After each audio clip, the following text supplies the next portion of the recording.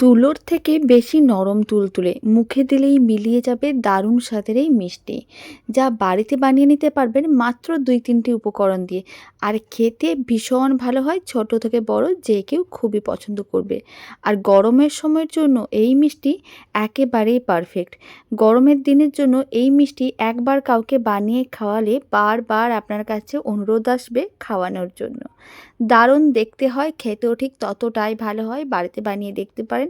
আর বাড়িতে বানালে কমেন্ট বক্সে জানাতে একেবারেই ভুলবেন না খেয়ে আপনাদের কেমন লাগলো। প্রথমে নিতে হবে একটা কড়াই।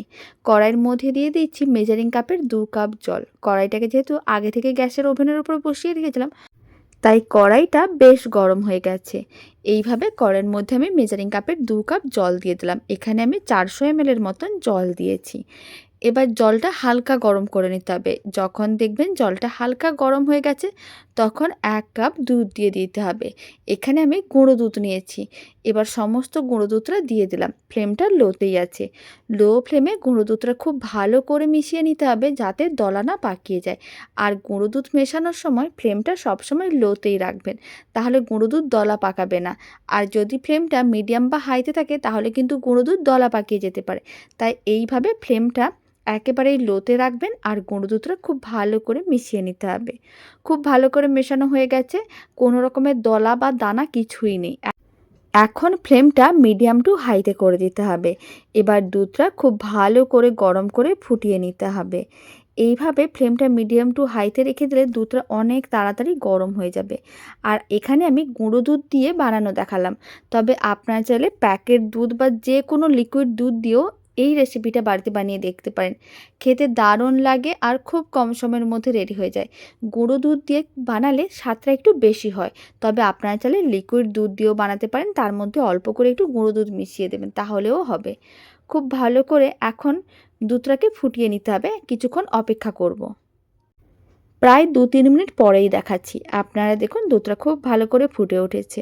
এখন এর মধ্যে দিয়ে দিচ্ছি ১০০ গ্রাম চিনি। চিনির পরিমাণ কম বেশি করতে পারেন। আপনাদের যদি মনে হয় হালকা মিষ্টি খাবেন, তাহলে কম মিষ্টি দেবেন। যদি মনে হয় বেশি মিষ্টি খেতে ভালো লাগে, তাহলে বেশি মিষ্টি দিয়ে দেবেন। এবার এর মধ্যে আমি দিয়ে দিলাম ১ চিমটের মতন কেশর। কেশরটা একেবারেই অপশনাল। আপনারা চাইলে দিতেও পারেন, নাও দিতে পারেন। তবে কেশরটা দিলে এর স্বাদ ও গন্ধ দুটোই খুবই ভালো আসবে। আর কালারটাও কিন্তু চেঞ্জ হবে। হালকা কেশরের কালার চলে আসবে। এতে দেখতেও কিন্তু দারুণ লাগবে। যদি আপনাদের কাছে থাকে তাহলে দেবেন, নাহলে নাও দিতে পারেন, কোনো অসুবিধা নেই। এবার কেশরগুলোকে খুব ভালো করে একসঙ্গে মিশিয়ে নিতে হবে। আর এইভাবেই কিন্তু প্রায় ৫ থেকে ৭ মিনিটের মতন দুধটাকে খুব ভালো করে ফুটিয়ে নিতে হবে। এইভাবে দুধের মিশ্রণটাকে ভালো করে ফুটিয়ে নিলে একটু ঘন হয়ে যাবে। আমি এখন আপনাদের প্রায় ৩-৪ মিনিট পরে দেখাচ্ছি। আপনারা দেখুন কালারটা আস্তে আস্তে চেঞ্জ হয়ে যাচ্ছে, যেহেতু কেশর দেওয়া আছে। আর কেশর না থাকলে না দিতে পারেন, অল্প একটু এলাচ গুঁড়ো চাইলে দিতে পারেন। তবে আজ আমি আপনাদের এলাচ গুঁড়ো ছাড়াই দেখাচ্ছি। ওইদিকে দুধের মিশ্রণটা রেখে দিয়েছি যাতে ঘন হয়, আর এদিকে একটা ছোট্ট মেজারিং কাপ নিয়েছি।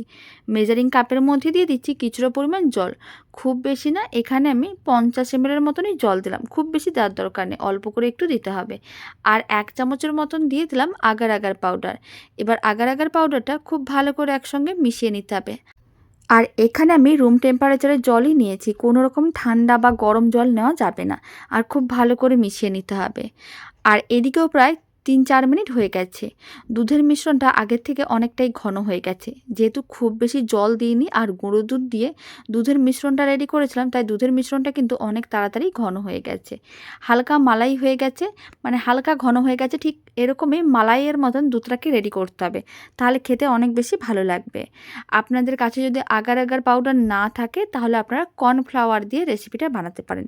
তবে আগার আগার পাউডার আপনারা যে কোনো সুপার মার্কেট আর নাহলে অনলাইনে কিন্তু খুব সহজেই পেয়ে যাবেন। আগার আগার পাউডার দিয়ে রেসিপিটা বানালে খেতে অনেক বেশি ভালো লাগে। একবার হলেও বাড়িতে বানিয়ে দেখতে পারেন। মিশ্রণটা যেহেতু ঘন হয়ে গেছে, এখন ফ্লেমটা একেবারেই লোতে করে দিতে হবে। আর সাইডে যে মিশ্রণটা ঘন হয়ে গেছে দুধের মিশ্রণটা, সেটা খুব ভালো করে এইভাবে কড়াইয়ের চারিদিকে ছাড়িয়ে নিচ্ছি। আর ফ্লেমটা একেবারেই লোতে করে দিচ্ছি। এখন ফ্লেমটা লোতে রেখে যে আগার আগার মিশ্রণটা রেডি করেছিলাম আগার আগার পাউডার দিয়ে, সেই মিশ্রণটা এখন দুধের মধ্যে দিতে হবে। মানে দুধটাকে যে ঘন করে মালাই বানিয়ে নিয়েছি, সেই মালাইয়ের মধ্যে আগার আগার পাউডারের মিশ্রণটা দিয়ে দিতে হবে। আর দেওয়ার সময় ফ্লেমটা একেবারেই লোতে রাখতে হবে। তারপরে কিন্তু ফ্লেমটা মিডিয়াম টু হাইতে করে দিতে হবে আর মিশ্রণটাকে আরও 1 মিনিট ভালো করে ফুটিয়ে নিতে হবে যাতে মিশ্রণটা ঘন হয়ে যায়। আগার আগার পাউডার দেওয়ার সঙ্গে সঙ্গে মিশ্রণটা খুব তাড়াতাড়ি ঘন হওয়া শুরু করে দেবে। মোটামুটি 1 মিনিট খুব ভালো করে মিশ্রণটাকে ফুটিয়ে নিতে হবে, এর থেকে বেশি সময়ের প্রয়োজন পড়বে না। 1 মিনিট ভালো করে মিশ্রণটাকে ফুটিয়ে নিয়েছিলাম। আপনারা দেখুন মিশ্রণটা ঘন হওয়া শুরু করে দিয়েছে। এই সময় ফ্লেমটা অফ করে দিতে হবে আর মিশ্রণটাকে গরম অবস্থায় যে কোনো একটা পাত্রের মধ্যে ঢেলে নিতে হবে। আর এখানে আমি এরকম একটা কেক টিন নিয়েছিলাম, অল্প করে বাটার ব্রাশ করে রেখেছিলাম। আপনারা চাইলে সাদা তেলও ব্রাশ করতে পারেন। আর একটা বাটার পেপার দিয়ে রেখেছিলাম যাতে ডিমোল্ড করতে সুবিধা হয়। তবে আপনাদের কাছে বাটার পেপার না থাকলে নাও দিতে পারেন। এই ডেজার্টটা খুব সহজে ডিমোল্ড হয়ে যায়। এখন গরম যে মিশ্রণটা রেডি করে রেখেছি, এই গরম অবস্থায় পুরো মিশ্রণটাকে যে কোনো পাত্রের মধ্যে ঢেলে নিতে হবে। যেই পাত্রের মধ্যে আপনারা মিষ্টিটা রেডি করতে চাইছেন সেই পাত্রের মধ্যে ঢেলে এইভাবে এখন প্রায় 30 মিনিটের মতন রেখে দিতে হবে। আপনি চাইলে ফ্যানের নিচে রেখেও ঠান্ডা করতে পারেন আর নাহলে ফ্রিজে রেখেও ঠান্ডা করতে পারেন। এখানে আমি ফ্রিজে রেখে ঠান্ডা করে নিয়েছিলাম, এতে ডেজার্টটাও ঠান্ডা হয়ে যায় আর তার সঙ্গে খুব সুন্দরভাবে জমাট বেঁধে যায়। 30 মিনিট পরে দেখাচ্ছি, আপনারা দেখুন খুব সুন্দরভাবে মিষ্টিটা রেডি হয়ে গেছে। এবার ডিমোল্ড করে নেব। আর ডিমোল্ড করার জন্য এরকম একটা হাতা বা ছুরি নিতে হবে আর এইভাবে ঠিক গোল করে চারিদিকে ঘুরিয়ে নিতে হবে। তাহলে কিন্তু খুব সহজে ডিমোল্ড হয়ে যায়। বাড়িতে একদিন বানিয়ে দেখতে পারেন, ছোট থেকে বড় যে কেউ খুবই পছন্দ করবে। আর বাড়িতে বানালে কমেন্ট বক্সে জানাতে একেবারেই ভুলবেন না খেয়ে আপনাদের কেমন লাগলো। রেসিপিটা ভালো লেগে থাকলে আপনারা যদি ফেসবুক থেকে রেসিপিটা দেখছেন পেজটিকে ফলো করে নেওয়ার অনুরোধ রইল। খুব সহজেই কিন্তু মিষ্টিটা ডিমোল্ড হয়ে গেছে। এবার যে বাটার পেপারটা দিয়ে রেখেছিলাম বাটার পেপারটাও তুলে নিচ্ছি। বাটার পেপারটা ভালো করে তুলে নেওয়ার পরে এখন সাইডে অল্প একটু বাটার পেপার লেগেছিল সেটাও তুলে নিয়েছি। এবার এর ওপরে ছড়িয়ে দিচ্ছি অল্প করে পেস্তার গুঁড়ো। পেস্তাগুলোকে গুঁড়ো করে রেখেছিলাম, এইভাবে ওপরে গোল করে ছড়িয়ে দিচ্ছি। তবে আপনারা চাইলে পেস্তার গুঁড়ো দিতে পারেন, নাও দিতে পারেন, এটা একেবারেই অপশনাল। যেহেতু একটু ডেকোরেশন করলে দেখতে ভালো লাগে তাই অল্প করে একটু পেস্তার গুঁড়ো দিয়ে আমি এখানে সাজিয়ে নিচ্ছি। তবে আপনাদের কাছে যে কোনো ড্রাই ফ্রুটস থাকলে ড্রাই ফ্রুটস দিতে পারেন। আর আপনারা যদি ইউটিউব থেকে ভিডিওটা দেখছেন, ভালো লেগে থাকলে চ্যানেলটি সাবস্ক্রাইব করে নেওয়ার অনুরোধ রইল। পাশে থাকা বেল আইকনটি প্রেস করে নেবেন নতুন রেসিপির আপডেট সবার আগে পাওয়ার জন্য। খুব সুন্দরভাবে পেস্তার গুঁড়োটা এইভাবে কিন্তু সাজিয়ে নিয়েছিলাম গোল করে। এখন একটা ছুরি নিতে হবে, ছুরির সাহায্যে এইভাবে কিন্তু টুকরো করে কেটে নিতে হবে। আপনাদের যতগুলো খুশি টুকরো করে কাটতে পারেন। আমি এখানে একটু ত্রিকোণার টুকরো করে কেটে নিচ্ছি। তবে আপনারা চাইলে ছোটো ছোটো মিডিয়াম সাইজের চৌকো পিসের টুকরো করেও কাটতে পারেন। তবে এইভাবে ত্রিকোণার টুকরো করে কাটলে অনেকগুলো রেডি হয়। দেখতে যেমন সুন্দর হয় খেতে তার থেকে অনেক বেশি ভালো হয়। ছোট বড় যে কেউ খুবই পছন্দ করবে। বাড়িতে বানালে কমেন্ট বক্সে জানাতে একেবারেই ভুলবেন না খেয়ে আপনাদের কেমন লাগলো। এখন আমি আপনাদের অল্প করে কেটেও দেখিয়ে দিচ্ছি কতটা সুন্দরভাবে রেডি হয়েছে। আর ঠান্ডা ঠান্ডায় এই মিষ্টিগুলো গরমকালে খেতে দারুণ লাগে। আপনারাও বাড়িতে বানিয়ে দেখতে পারেন। বানানোর জন্য খুবই কম উপকরণের প্রয়োজন পড়ে আর খেতে দারুণ হয়। আপনারা এই মিষ্টিগুলো রেস্টুরেন্টে খুঁজলে বা দোকানে খুঁজলেও পাবেন না, স্বাদের এতটাই বেশি হয়। বাড়িতে বানালে কমেন্ট বক্সে জানাতে একেবারেই ভুলবেন না খেয়ে কেমন লাগলো। আর এই দারুণ স্বাদের মিষ্টির রেসিপিটা শেষ পর্যন্ত দেখার জন্য আপনাদের অসংখ্য ধন্যবাদ।